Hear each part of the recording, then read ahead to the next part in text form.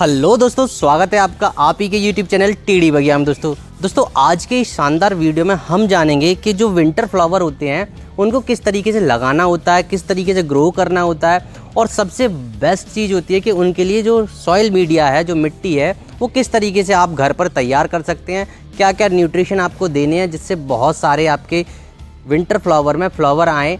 तो इसके बारे में आज हम कंप्लीट डिटेल जानने के लिए आए हैं एक ऐसे ही अनुभवी व्यक्ति के पास जिनकी लगभग 2 पीढ़ियाँ इसी प्लांटेशन के वर्किंग में जा चुकी हैं, यानी कि अब वो दूसरी पीढ़ी हैं जो इस प्लांटेशन पे वर्क कर रहे हैं। तो दोस्तों देर न करते हुए चलिए मिलते हैं मिलते हैं उनसे और सीखते हैं उनके एक्सपीरियंस से बहुत सारी नॉलेज। दोस्तों देर न करते हुए वीडियो करते हैं स्टार्ट। तो दोस्तों बात करते हैं सर से, आइए चलते हैं। तो सर थोड़ा कुछ अपने बारे में बता करके चलिए हमें। देखिए साहब, मेरा ये बचपन से काम चल रहा है और मैंने बीए तक अपनी एजुकेशन ली हुई है। और बचपन में हमारे पिताजी हॉर्टिकल्चर में ताजमहल के पास में जो शाहजहाँ गार्डन है उसमें सुपरवाइजर थे। तो हमारे को ये शौक़ बहुत अच्छा लगा बचपन से ही और हम ये सारा काम सीख गए। तो सर जैसे कि हमारे बहुत सारे व्यूवर्स जो हैं सीजनल फ्लावर लगाते हैं, तो थोड़ा सा उसके बारे में सर बता करके चलिए हमें। इसके लिए मुख्य रूप से टेम्परेचर 20 डिग्री और अधिक से अधिक 30 डिग्री टेम्परेचर। जब अक्टूबर के महीना आता है तो इतना टेम्परेचर होने लगता है और हम अक्टूबर के महीने में सीड्स डालने लगते हैं। और अक्टूबर के महीने में हमको ये सीड डालना है। अगर आपके पास में कोकोपीट वगैरह नहीं है तो कोई बात नहीं, आप एक मिट्टी का एक बेड बना लीजिए जिसमें 40% गोबर का खाद या जैविक खाद, केचुआ खाद, कुछ भी हो जो भी मिलाना है, 40% आप खाद बना लीजिए और 60% आप मिट्टी ले लीजिए, गार्डन सॉइल जो होती है गार्डन सॉइल ले लीजिए। अगर आप 10% उसमें से आप अगर बालू मिला लेते हैं तो वो और बेहतर हो जाता है, मतलब वो बहुत बेहतर हो जाएगा, मुलायम जैसा हो जाता है। हाँ, वो मतलब ये टाइट मिट्टी नहीं हो पाती है, सॉफ्ट हो जाती है। कि बीज को बड़ी हिसाब से इस तरह डालते हैं कि बीज हमारा इधर उधर ना जाए, एक ही जगह इकट्ठा ना आ जाए। डालने के बाद में उस पर थोड़ा सा 2 सूद और पत्ते वाली खाद अगर हम इस पे बीज के ऊपर बिछा देंगे और उसको फिर हम उसको दबा करके उसमें हल्का हल्का पानी लगा देंगे तो हमारा बीज 100% जर्मिनेशन हो जाता है जी। और जो जर्मिनेशन हो जाता है, जैसे हमारा जो सीजनल है उसका सीड जर्मिनेट हो गया, ट्रांसप्लांट कितने दिन बाद करना चाहिए उसको, कितने दिन बाद जो है किसी दूसरे गमले में लगाया जाता है इसको? लगभग जब हमारा पौधा कम से कम 2 सेंटीमीटर का करीब इतना बड़ा हो जाए तो हम उसको निकाल करके एक गमले में 3 लगा दो। एक बड़ा वाला पॉट है हमारा, एक गमले में 3 पौधे लगा दो। 3 पौधे लगा करके और उसमें पानी डाल करके आप उसको धूप में रखिए डायरेक्ट। धूप में, ये धूप में चलता है धूप में। अच्छा। और सीजनल के कुछ पौधे होते हैं जैसे सनेरिया है, सालविया है, तो ये छाया में रखे जाते हैं, ये छाया में ही ग्रो करते हैं। तो सर ये बता करके चलिए हमें कि जो हमारे व्यूवर्स हैं वो सीजनल मार्केट से ख़रीद लेते हैं, बाज़ार से उन्होंने ख़रीद लिया या किसी नर्सरी पे उनको मिल गया तो वहाँ से उन्होंने ख़रीद लिया, पिटूनिया ख़रीद लिया, डेंथस ख़रीद लिया या आपका जो गेंदा है वो ख़रीद लिया। अब उसको लगाने के लिए जो है वो गमले में किस प्रकार की मिट्टी बनाएं या किस तरीके से क्या क्या चीज़ें मिलाएं जिससे वो मिट्टी में वो अच्छे से चल पाएँ? हम उनको गमले में लगाने के लिए गमले में 10% तो हमारी बालू होनी चाहिए और 40% हमारा गार्डन सॉइल होना चाहिए और इसके बाद में 40% जो हमारा ये जैविक खाद नहीं है तो आप गोबर का खाद ले लीजिए। गोबर का खाद सबसे बेस्ट खाद होता है। तो गोबर का खाद हमारे बहुत सारे लोग पूछते हैं कि कितना पुराना होना चाहिए जिससे वो इस्तेमाल में लिया जाए? गोबर का खाद देखने में जो काले रंग का हो जाता है, बस वही सबसे बेस्ट माना जाता है। और कच्चा गोबर नहीं डालना चाहिए, कच्चे गोबर से उसमें दीमक वगैरह आ जाती हैं जो हमारे पौधे को नुकसान पहुंचा सकती हैं। ग्रो रख सकती हैं। इसके बाद में फिर पौधे को जम जाने जाए, पौधा हमारा जम गया, फिर उसके बाद में थोड़ी थोड़ी गुड़ाई करते रहते हैं और पौधा फिर हमारा पानी लगाते रहते हैं। सूखने पर ही पानी लगाना चाहिए, पानी के ऊपर पानी नहीं लगाना चाहिए। अच्छा। जब सूख तो आप जब पौधे को 15 दिन बाद तुम्हारा पौधा ग्रो हो गया, बड़ा हो गया, तो आप कुछ नहीं है, सरसों की खल ले लो, अलसी की खल ले लो और खल को 4 दिन तक किसी पोट में भिगोने के लिए डाल दो और उसको चलाते रहो। चलाने के बाद में जब तुम्हारा जो उसमें घोल बन जाएगा तो 1 लीटर का 1 डिब्बा लेकर के 20 लीटर पानी में उसको मिला लीजिए और उसको एक डिब्बा उस पानी को आप सब गमलों में डाल दीजिए मतलब सब गमलों में डाल दीजिए। फिर उसका सूखने का इंतजार कीजिए। 4 दिन बाद जब पानी सूख जाएगा फिर दोबारा फिर उसमें वही प्रक्रिया अपनानी। ये तुमने अगर 4 बार अपना ली तो तुम्हारा पौधा बहुत हेल्दी हो जाएगा।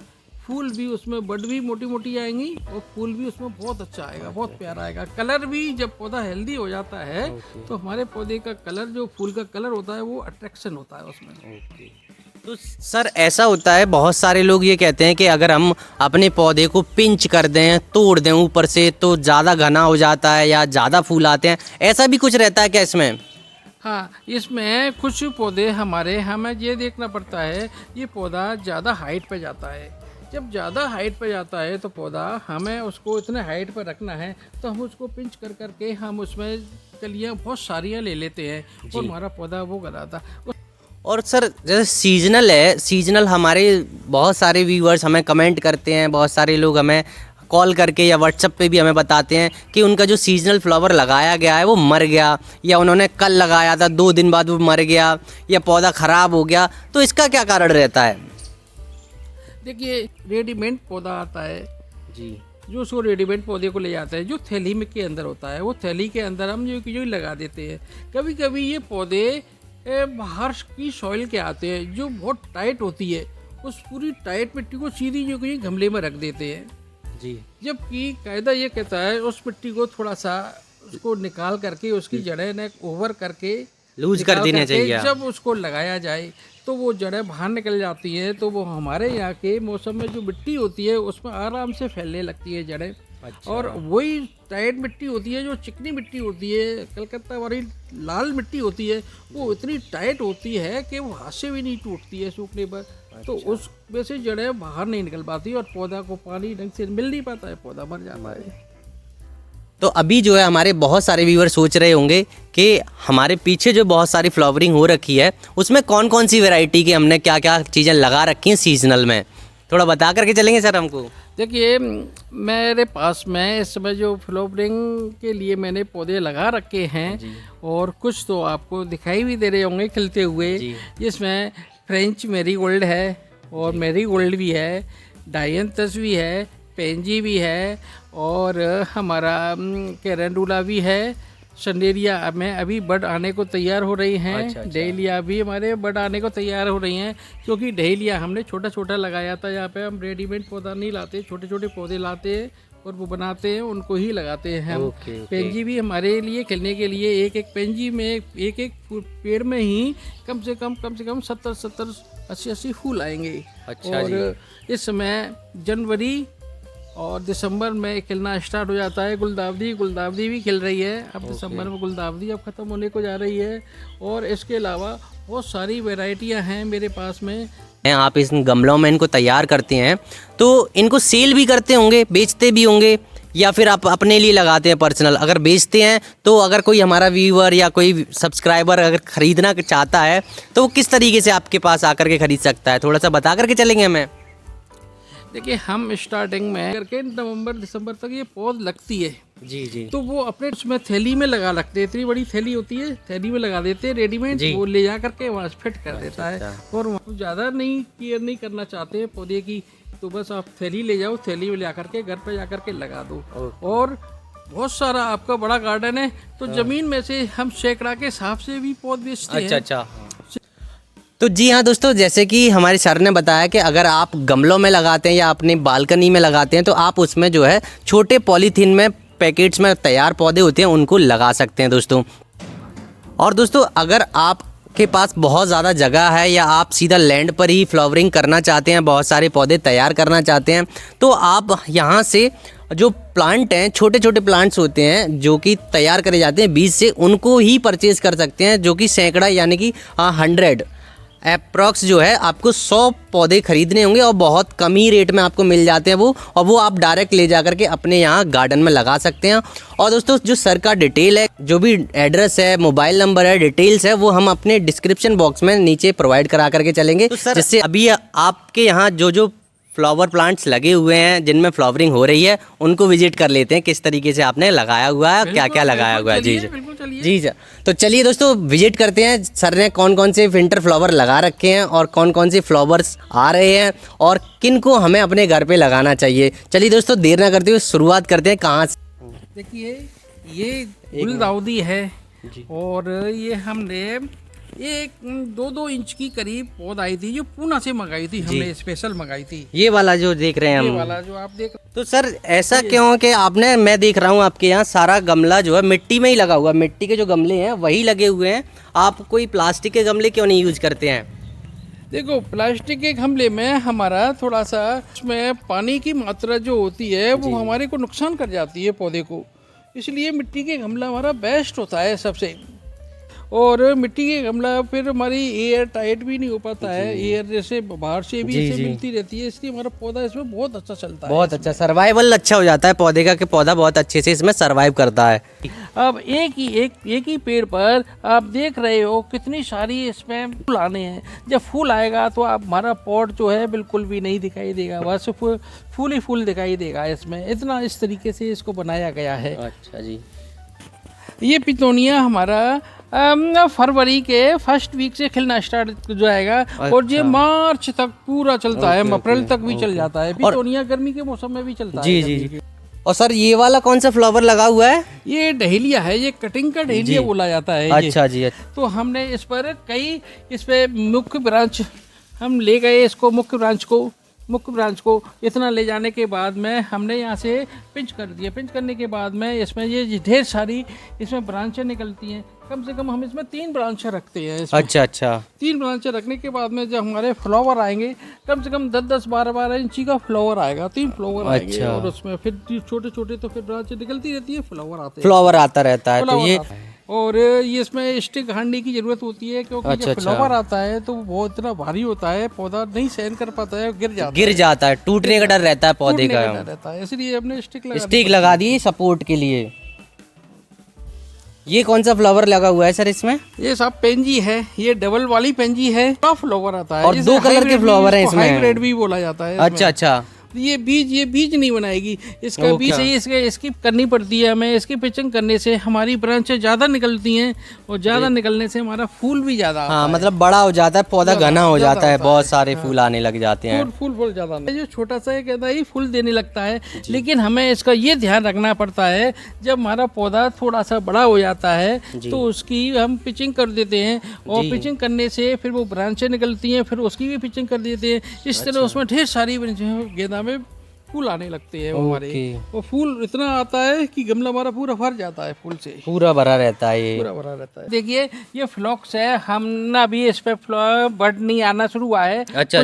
फ्लावर आने लगे हैं अब इस तरह, जैसे जैसे हमारा मौसम अभी यहाँ पर क्लाउडी मौसम चल रहा है ज्यादा, और फॉग भी बहुत ज्यादा चल रहा है इस समय। तो इसलिए सूरज की धूप नहीं मिल पा रही है बिल्कुल भी, इसलिए हमारे पौधे थोड़े से सुस्त पड़े हुए हैं, ग्रो नहीं कर पा रहे हैं। अच्छा। ये हमारा है कैरेंडुला है साहब हमारा जी, ये कैरेंडुला है और ये हाइब्रिड वाला कैरेंडुला है। एक कैरेंडुला देसी वाला होता है, अच्छा, तो और ये हाइब्रिड वाला, ये छोटे से ही पौधे में ये फूल देना स्टार्ट कर देता है बहुत सारा। अच्छा, इसी में फूल आ जाता है। शंडेरिया है और ये बहुत अच्छी वाली शंडेरिया है। अच्छा।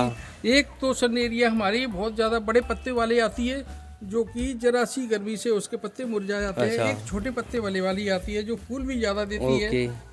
तो ये छोटे पत्ते वाली शंडेरिया है और ये देख रहे हो आप, बिल्कुल ये दीवार दिखाई दे रही है आपको जी, और ये दीवार की छाया में है और इसे सूरज की रोशनी नहीं मिलती है और इसको धूप की जरूरत भी नहीं होती है। अच्छा, ये चलती है, इसको धूप की आवश्यकता नहीं होती है और इसमें बहुत अच्छे फ्लावर आते हैं। तो सनेरिया प्लांट जो है वो वहाँ पे लगाया जा सकता है जहाँ पे बिल्कुल भी अगर बिल्कुल भी धूप नहीं है। बिल्कुल धूप नहीं हाँ, आती है। तो जैसे कुछ लोग जो है फ्लैट्स में रहते हैं जहाँ पे धूप नहीं अवेलेबल होती है, तो वहाँ पर ये लोग इसको वहाँ तो सब बहुत बढ़िया चलेगा, बहुत बढ़िया शानदार चलेगा। बहुत बढ़िया अच्छा, चलेगा। में जो है फूल कब से आना शुरू होता है इस एरिया में? सन एरिया में हमारा फरवरी के फर्स्ट वीक से फूल आना स्टार्ट हो जाता है, जो अच्छा। हमारा पूरे फरवरी चलता है, पूरा मार्च फूल चलता रहता है, और ओके। बंच में फूल आता है, बंच में। ओके।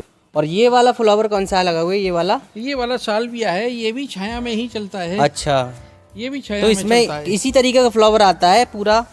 हाँ, अब इस तरीके ये फ्लावर इसमें देख रहे हो, इसमें अभी फ्लावर आना स्टार्ट हुआ अच्छा, है। अच्छा। और इसी का देखो, ये अलग अलग कलर के हैं, ये फ्लावर आता जा रहा है। और ओके। जैसे ये वाली जो हमारी जो बाल जो है, हाँ, ये हाँ। बड़ी होती जाएगी, कम से कम हमारी 1 फुट की ऊंची हो जाएगी। अच्छा। फ्लावर देते देते और फिर इसके अलावा ये ब्रांचें निकलेंगी इसकी। अच्छा। आप देख रहे हो, ये ब्रांचें निकलेंगी, और ये ब्रांचें निकलने के बाद में फिर ये भी फूल देना स्टार्ट कर देंगी, और फिर हमारा गमला भर जाएगा। भर जाएगा पूरा। और इसके अलावा भी मेरे पास में करीब 50 वैरायटी हैं, और तो बिल्कुल तैयार मिलती हैं। आप अच्छा, अच्छा। अक्टूबर से हमारे पास में कांटेक्ट करिए। मतलब विंटर फ्लावर में आपको 50 से ज़्यादा वैरायटी आपके पास 50 से variety अवेलेबल होती हैं। जो भी भाई हमारा वीडियो देख रहे हैं, जिनको विंटर फ्लावर लगाने हैं और उनको 50 से ज़्यादा वैरायटी लगानी है, उसके लिए सर से आकर बिल्कुल कांटेक्ट कर सकते हैं। और सर का कांटेक्ट नंबर हमने डिस्क्रिप्शन में प्रोवाइड करा दिया, तो वहाँ से भी आप इनको कॉल करके कंफर्म कर सकते हैं, और कहाँ पे आना है ये भी कंफर्म कर सकते हैं। तो सर ने हमें बहुत ज़्यादा जानकारी प्रोवाइड कराई दोस्तों विंटर फ्लावरिंग के बारे में। तो जो विंटर फ्लावरिंग के बारे में अगर आपकी कोई भी राय रहे या कुछ भी क्वेश्चन रहे, वो आप हमें कमेंट में पूछ सकते हैं। और दोस्तों, सर से हमें बहुत ज़्यादा नॉलेज मिला, बहुत सारा विंटर फ्लावरिंग के बारे में जानकारी मिला, तो उसके लिए सर से हम बहुत बहुत थैंक यू सर, धन्यवाद।